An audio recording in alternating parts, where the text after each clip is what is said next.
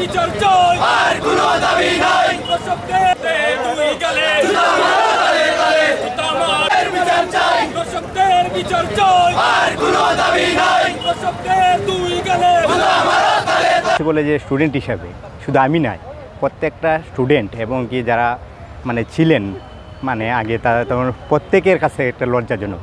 MC কলেজের মতো একটা ঐতিহ্যবাহী কলেজে এই ধরনের ঘটনা নিকৃষ্টমনা বিকৃতমনা এটা, কিন্তু বিষয়টা হচ্ছে আমাদেরকে তদন্ত করতে হবে যে এগুলা কেন ঘটল, এগুলা কেন আগেই লাগাম টানা ধরা হইল না, বুঝছেন বিষয়টা। তাদের হচ্ছে এই যে যারা গেছে তারা হচ্ছে নামদারি ছাত্রলীগ, প্রায় একছত্র আধিপত্য বিস্তার করে। এমনকি ভাই বলতে গেলে আরও অনেক লজ্জার বিষয় হচ্ছে যে ডাইনিংয়ের যে সামান্য মিলটা, তারা এই মিলটার পর্যন্ত মানে টাকাটা দিতে তারা মানে অস্বীকৃতি জানায়, মানে কেউ কিছু বলে না। আরেকটা বিষয় হচ্ছে আমাদের সাধারণ ছাত্রদের ক্ষেত্রে হচ্ছে আর কি যে ওইটা হচ্ছে তাদের যে সত্য বলার যে একটা মানে সাহস, ওইটা তাদের ভিতরে নাই। এই আমি বলতেছি যে এই শিক্ষায় ডিগ্রি নিয়ে সেটা কোনো লাভ হবে না যদি ভাই সত্য না বলা যায়। সত্য বলতে হবে, আমাদের প্রতিবাদ করতে হবে, অন্যায়ের বিরুদ্ধে দাঁড়াতে হবে। এইগুলো এখন আসলে মানে দিন দিন মানে সমাজটা যেন আসলে গুণে ধরে গেছে ভাই, মানে কী বলবো আর ভাষা খুঁজে পাচ্ছি না। গতকালকে যে ন্যাক্কারজনক এবং দুঃখ মানে খুবই নিন্দিত এবং ন্যাক্কারজনক যে ঘটনা ঘটে গেল, তা আমরা সাবেক শিক্ষার্থী হিসাবে তা খুবই আমাদেরকে মর্মাহত করেছে। যে কারণে আজকে আমি যখনই শুনলাম যে আজকে এরকম একটা প্রতিবাদ সভা হবে এখানে, আমি আর থাকতে পারলাম না। আমি আমার জব করি, আমার জবের ব্যস্ততার মধ্যে থেকেও আমি চলে আসছি, কারণ এই ধরনের ঘৃণিত ঘটনার যে মানে যে ধরনের দীক্ষা বা নিন্দা জানাতে হয় তা আমরা কোনোভাবে বাসায় বসে থাকতে পারি না, আমরা কর্মক্ষেত্রে বসে থাকতে পারি না।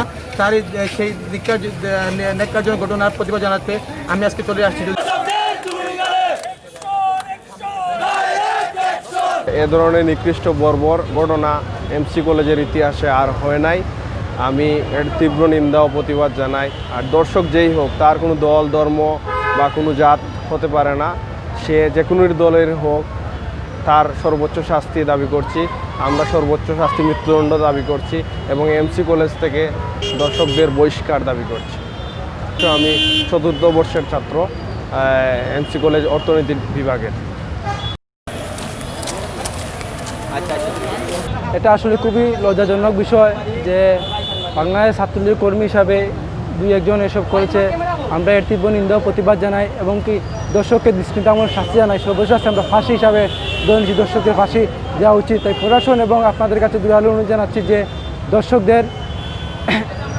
দর্শকদের শাস্তি দেওয়া হোক এবং কি দ্রুত ওদের গ্রেফতারের দাবি জানাচ্ছি। আমরা মধ্যে এইভাবে কোন সময় এমসি কলেজের সময় হয় নাই, এটা আসলে খুবই লজ্জাজনক। আমি এমসি কলেজের স্টুডেন্ট হিসাবে এটা আসলে খুবই লজ্জিত এবং এই দর্শকদের দ্রুত শাস্তি দাবি জানাচ্ছি। এমনকি এই এমসি কলেজে যে আর এভাবে ঘটনা না হয় সেই দিকে প্রশাসন এবং সবার দৃষ্টি আকর্ষণ করছি।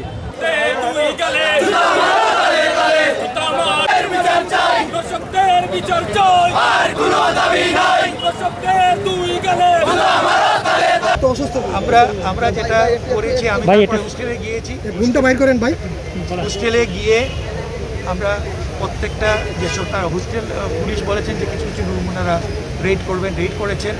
এবং আমি বলে আসছি যারা থাকে, যারা বললাম 10 জন 20 জন, সবাইকে বলছি হোস্টেল ত্যাগ করার জন্য, তারা চলে গেছে। এখন আমরা আবার গিয়ে মনিটরিং করবো যে কেউ আসে কিনা।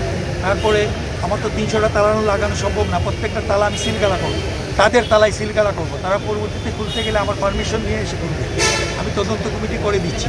আপনি যেটা বলছেন আইনশৃঙ্খলা রক্ষাকারী বাহিনী শাস্তির ব্যাপারটা, গ্রেফতারের ব্যাপারটা নিশ্চিত করবে। তাদের ছাত্রত্ব বাতিলের ব্যাপার একটা প্রশ্ন আসে। এরা একজন হয়তো আমাদের এখানে রেগুলার ছাত্র, বাকি যেটা আমি খবর পেয়েছি বহিরাগত ছিল এবং যারা পাশ করে বের হয়ে গেছে। এদের ব্যাপারে আমরা জাতীয় বিশ্ববিদ্যালয়কে জানাবো। আমাদের কলেজ হচ্ছে জাতীয় বিশ্ববিদ্যালয়ের একটি অধিভুক্ত কলেজ। জাতীয় বিশ্ববিদ্যালয় অ্যাকশন নেবে, তাদের সার্টিফিকেট আটকানো বা তাদের ছাত্রত্ব বাতিল। স্যার করোনাকালীন সময় তো কলেজ বন্ধ ছিল, বন্ধ এখনো বন্ধ, তাহলে ছাত্রাবাসে ওরা থাকো কীভাবে স্যার? আচ্ছা শুনে, করোনাকালীন সময়ে বন্ধ, কিন্তু আপনি বিকালে কলেজে আসেন। আমি যদি একদম ফ্র্যাঙ্কলি বলি, দেখবেন যে এখানে শত শত মানুষ এসে ঘুরছে। আমি যদি বাধা দেই, আপনার কাছে রিপোর্ট হতে পারে যে আমরা বেড়ানোর জায়গা নাই। হোস্টেল তো বন্ধ, হোস্টেল ওরা থাকলো কীভাবে স্যার?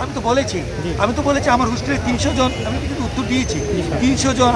আপনি হয়তো খেয়াল করেন নাই, 300 জন, 356 জন বা 46 জন সিট আছে আমার, সেখানে 10 জন বা 20 জন থাকে। আমি একটা বলেছি যে এরা এই ঈদের পরে আফটার ঈদ, করোনা কালটা তো এতদিন দীর্ঘায়িত হবে আমরা কি জানি, 6 মাস চলতেছে, বন্যা হয়েছে, তার বাবা খেতে পারতেছে না, এত ছোটোখাটো চাকরি সবাই করে, আপনি কিছু করে দেখেন টিউশনই করে, তো তার ফ্যামিলি চলতেছে না, এরকম মানবিক আবেদন যদি দেয়, তারপরে আমরা থাকতে দেই নাই, আমরা বলছি যে হ্যাঁ সাময়িক তুমি থাকো, থেকে তোমার থাকার একটা ব্যবস্থা করো, কারণ হোস্টেল বন্ধ।